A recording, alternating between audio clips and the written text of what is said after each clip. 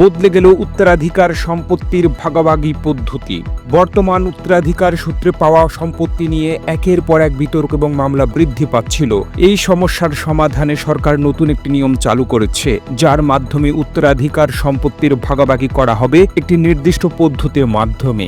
এখন থেকে উত্তরাধিকার সম্পত্তি বিক্রি, নামজারি বা রেকর্ড সংশোধন করার আগে একটি আপোষ বন্টননামা দলিল তৈরি করা বাধ্যতামূলক করা হয়েছে। আপনি যদি একটি জমি বিক্রি করতে চান, তাহলে অবশ্যই আপনাকে ওই জমির সব ওয়ারিশদের মধ্যে একটি আপোষ বন্টননামা দলিল তৈরি করতে হবে এখন থেকে। এই দলিল ছাড়া সম্পত্তির নামজারি বা বিক্রি সম্ভব হবে না। এই নতুন নিয়মের লক্ষ্য হচ্ছে উত্তরাধিকার সম্পত্তির সঠিক বন্টন নিশ্চিত করা এবং ব্যক্তিগত ইচ্ছার ভিত্তিতে সম্পত্তি বিক্রির পরিস্থিতি বন্ধ করা। এছাড়া এখন যদি কেউ কোনো সম্পত্তি বিক্রি বা ক্রয় করতে চান, তাহলে তাদেরকে অবশ্যই সেই সম্পত্তির আপোষ বন্টননামা দলিল দেখাতে হবে। যদি কোনো সম্পত্তির নামজারি বা রেকর্ড সংশোধন করা থাকে, তবে সেই সম্পত্তির মালিকানা একমাত্র তখনই সম্পূর্ণ হবে যখন তা আপোষ বন্টননামা দলিল দ্বারা আইনিভাবে নিশ্চিত করা হবে। এটি শুধু সরকারের দৃষ্টিকোণ থেকেই গুরুত্বপূর্ণ নয়, জনগণের পক্ষ থেকেও গুরুত্বপূর্ণ। কারণ এখন থেকে যারা অস্থিরভাবে সম্পত্তির ভাগাভাগি করে বসবাস করছেন, তারা ভবিষ্যতে আদালতে মামলা মোকাবিলা করতে পারে।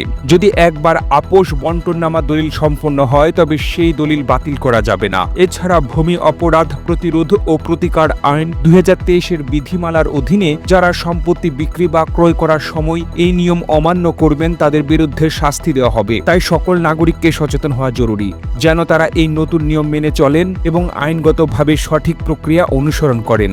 এই পরিবর্তন জনগণের মধ্যে অনেক দ্বন্দ্ব এবং জটিলতা দূর করবে এবং সম্পত্তি সম্পর্কিত ব্যাপারে পরিষ্কার ও সঠিক পদ্ধতি স্থাপন করবে। এই ভিডিওটি আপনি বাংলাদেশের কোন জেলা থেকে দেখছেন আমাদের কমেন্ট করে জানিয়ে দিন।